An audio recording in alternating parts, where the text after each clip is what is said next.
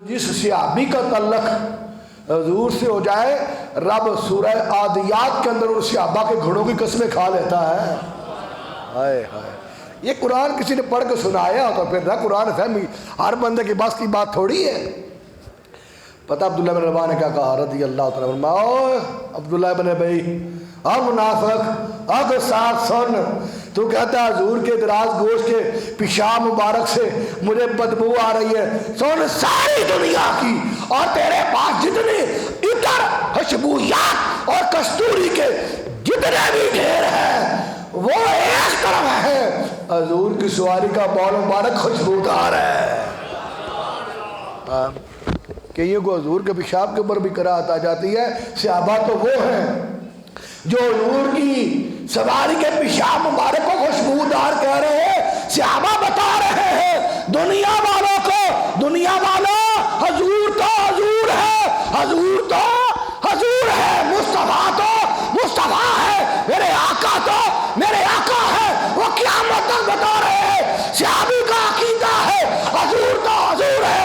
جس چیز کو حضور سے نسبت ہو جائے اس کا حیا کرنا صحابہ کا عقیدہ بن جاتا ہے، صحابہ کا عقیدہ بن جاتا ہے۔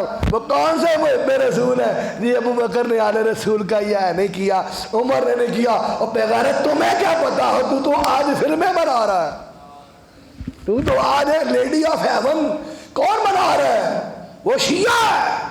ہم یہ نہیں کہتے کہ ہمارے ملک کے بنا رہے ہیں، لیکن ہے وہ شیعہ، وہ ایران کا پالتو، وہ یہودیوں کا پالتو۔ لیڈی آف ہیون میں فاطمہ زہرا رضی اللہ تعالیٰ کے عکس کو دکھایا گیا ہے، ایک عورت کو بنا دیا گیا ہے، اور تاجدار کائنات کو ایک بندے کو بنا دیا گیا ہے۔ اس ظالم کو شرم نہیں آئی، اس کو حیا نہیں آئی۔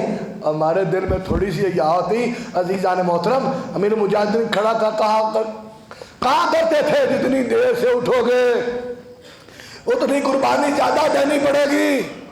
اور آج کیا ہو رہا ہے؟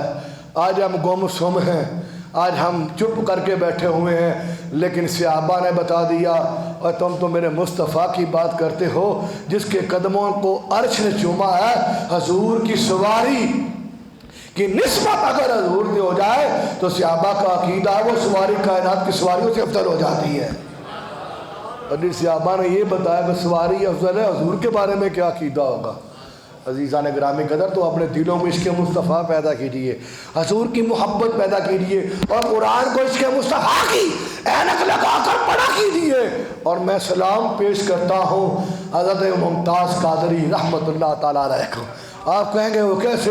4 جنوری کا دن جس کو عشق رسول کے نام کے طور پر منایا جاتا ہے، میں بتانا چاہتا ہوں لوگوں نے کہا ممتاز قادری چلا گیا، اب پتہ نہیں کیا ہوگا، لیکن خدا کی قسم ہے غازی علم و دین شہید رحمت اللہ علیہ مزار میں گئے لیکن چاقو بار چھوڑ گئے، بتا دیا میرا مشن آج بھی جاری ہے، قیامت تک جاری رہے گا۔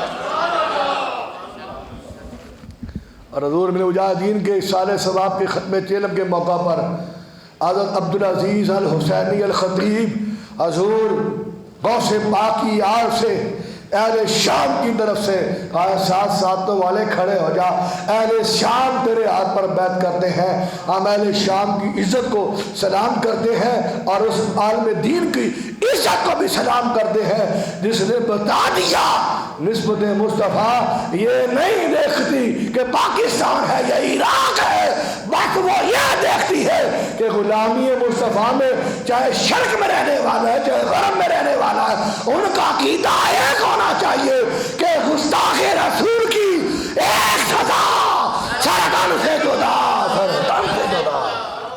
عشق مصطفیٰ میں ایک ہی چیز ہوتی ہے، اور بندہ جب کرتا ہے وَيُدْخِلْهُمْ جَنَّاتٍ تَجْرِي مِن تَحْتِهَا الْأَنْهَارُ خَالِدِينَ فِيهَا رَضِيَ اللَّهُ وَرَضُوا عَنْهُ۔